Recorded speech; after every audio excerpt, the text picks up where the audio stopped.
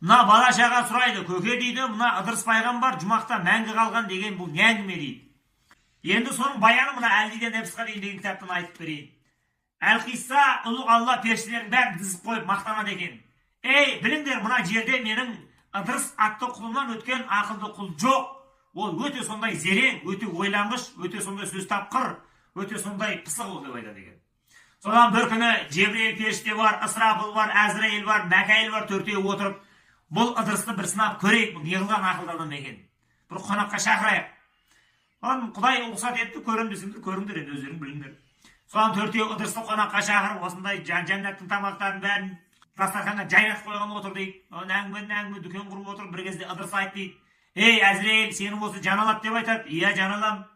Менің жанымды алшы, мен көрейін, жан тапсырған қандай болады деп айтты дейді. Өте ауыр болады, соның керек жоқ. Мен бір көрейінші бір рет алып көрші, қайтып саласың ғой сосын деп айтты. Жарайды, мақұл деді тағына. Мұрнынан жанын тартып табанынан суырған кезде дейді, Ыдырыс пайғамбар ойбайлап осы жан дауысы шықты дейді. Көріп қалды дейді. Соны қайтадан жан салды. Соның көзі жылтырап тұрды дейді ана жерде. Вай алла, сұмдық. Адамдардың өлімнен қорқатынын түсіндім мен. Қорқатындай ақ бар екен мынау сұмдық енді деп айтты дейді. Содан енді ары қарап әңгімелесіп дастархан жаңағы шай ішіп, тамақ ішіп отыр дейді, миуалар жеп. Содан бір кезде Мәкәйілге айтты дейді. Ей, Мәкәйіл, мына сені Сырат көпірінің үстінен алып өтеді дейді. Мен алып өтсе мен көрейік та Сыраттың үстінен. Не алған көпір ол деп айтты дейді. Ол қиямет қайымда болар, әлі оған ерте қайтесің. Мен бір көрейін. Содан Құдайдың досы сөзін жерге тастау қимай, жарайды өтсек өтейік, жүр кеттік деп. Соған арқасынан мінгізіп алды дағы Сыраттың көпірінен ары бері зу өтіп, астындағы жаңа қайнап атқан қазан сияқты тозақтың оты бұған тимейді, шарпымайды. Содан қайтып келді. Көрдің ба? Көрдім. Мырзасын ба? Ырзамын, болыпты. Содан ары тағы біраз отырғаннан кейін айтты дейді Ыдырыс. Ей, Ысырапыл, сен сүрілген кезде осы дүния үсіп қалады, шашылып кетеді, 18 мың қалам деп айтады. Bir көрейік та соның құдіретін деп айтты. Ол қияметте болады, қайтасың. Мен көре берейінші қазір, бір рет көремін. Содан Құдайдың досы ғой. Бұның көңілін қимаймыз енді, қонақ болып келіп отыр енді. Бір бұйымтайын орындасақ орындайық деп алып та сүрдіге үрлеп келіп жүрмейді дейді. Бүкіл әлем деген осы қалтырап, шашырап, дірілдеп, қатып, мұздап, дым болмай қалды дейді. Жоқ болып кетті. Ойпырмай, мына сүрілгендегінің, мынаның даусының, зарлығының бәлесін ай. 18 мың қалам дірілдеп кетті ол. Қой құрысын деп айтты дейді. Содан және біраз уақыт өткеннен кейін Жебірейілге айтты дейді. Жебірей, сені осы 8 жәннаттың кілті сенің қолыңда деп айтады. Bir аралап көрейік те, не бар, не жоқ. Әлі кейін болады, қазір қайтесің, кейін есеп қисап біткеннен кейін кіріп көреді. Енді бір көре берейік та, енді жақсылықтың, игіліктің ертегесі жоқ деген, өлімнен басқан ертесі жақсы деген бір барып көрейік енді не бар екен. Содан енді өзінің қонағы янарында қолқа салып отырғаннан кейін ұялды дейді Жебірейіл періште. Жүр кетсек кетейік. Содан кірейін деп тұрып айтты дейді. Бірақ сен маған қайтып шығамын деп уәде бер. Жұмақта қалмаймын де. Болмайды ол жерде қалуға. Есеп қисап болу керек, қиямет болу керек, мақшар үзілу керек. Сосын жарайды, уәде берем, кіремін де қайтып шығамын сонда аралап. Болды. Сонымен екеуі кетті, қойып кетті дейді, 8 жәннатты аралап, ойбай, оның ішінде не жоқ дейді, неше түрлі бұлақтар ағып жатыр, неше түрлі періштелер, ғилмандар, одан хорлар, одан бұлақтар, одан сүт шарап, барлық ол ғажайыптың бәрі ішінде дейді. Сол бір кетіп бара жатқан кезінде Ыдырыс пайғамбар аяғындағы бір кебісін шешіп алды дағы, мынандай бір сәмбі талдың түбіне, бір бұлақтың түбіне қойып қалдырып кетті дейді, өтірік ұмытқан болып, сонымен аралап кете берді дейді. Соның бәрі болғаннан кейін айтайын, ырзасың ба? Ырзамын. Енді қайтайық енді.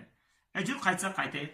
Сонда екеуі жәннаттан шығып кетті дейді. Соны біраз ұзағаннан кейін айтты дейді, тоқтай тұр, мен кебісім қалып кетті ана жұмақтың ішінде. Мен дереу барып алып келе қояйын. Онда дереу бар енді. Бар да қайтасың. Аллаху акбар. Ыдырыстан хабар жоқ. Сонымен Жебірейіл тықыршып, анау кешкен сайын мазасызданып, енді Құдайдың тәртібін бұзып тұр ғой енді. Жәннатқа біреуді ұлықсатып кіргізіп жіберіп тұр. Соған әбден мазасы қашып кәдімгідей әбіржіп жүнжіп кетті дейді Жебірейіл. Бұған не болды, тыныштық па бұл? Соны барып дейді, жұмақтың ішіне кірсе, Ыдырыс жаңағы неше түрлі бұлбұлдардың, тотықұстардың арасында, айналасында қаншама қызметте ғилмандар жүр, хорлар жүр, жаңағы періштелер жүр, біреу шарабын құйып, рахаттанып жатыр дейді Ыдырыс. Кебісін киіп алған. Сосын айтты дейді, не жақсы бұл? Жақсы бол ма жәннаттың іші, мынаған кірген адам қайтып шыға ма деп айтты. Сен маған жаңағыде кіремде шығам деп, біріншісінде уәде бердім. Оны шықтым. Енді кебісіме қайтып кірген кезінде мен шығам деп айтқан жоқпын, мен саған уәде берген жоқпын ғой.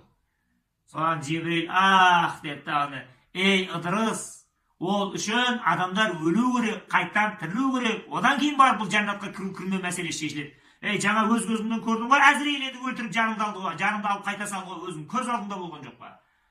Iya деп айтты. Iya. Ey Ыдырыс, ол үшін адамдарына Сираттың көпірін өту керек, одан кейін барып кіресің бұл жерге. Ей, өттім ғой мен жаңағына Мәкәйелдің желкесіне отырып алып, ары бері зырылдадым ғой неше рет. Өзің көп қарап тұрдың ғой соны қызықтап. Деп айтты. Ей Ыдырыс, бұл жәннатқа кіру үшін сүрілу керек, әлі мына қаламның бәрі шашылу керек, кету керек, жойылу керек. Ей, жаңа көрдің ғой енді сүріледі ғой енді, мен сөйледі бәрі жоқ болып кетіп қайтадан түзелді ғой, маған не дейсің? Ойбай деп Жебірейіл ауыр күрсініп, енді не болады дей беріп еді. Ұлық Алладан әуез жетті. Ей Жебірейіл, сөз тапқанға қолқа жоқ деген болды, тиме Ыдырысқа. Қалады енді осы өрді мәңгі. Айттым мен сендерге, Ыдырысқа жететін ақылды құлым жоқ деп, періштемін, андамыз, мұндамыз деп, соншама өздерің асқақтадыңдар. Көрдіңдер ме, адамның ақылы іске қосылғанда, періштелердің патшасы сендерді бұл осылай айлакерлікпен алдап соғады керек болса деп айтты. Болды, тиме жата берсін дейді. Әне, сол күннен бастап Ыдырыс пайғамбар дейді, сол 8 жұмақты сол қалауынша аралап әлгі дейін рахаттанып жүр екен дейді. Бұл енді бұрынғылардан жеткен сондай әңгіме.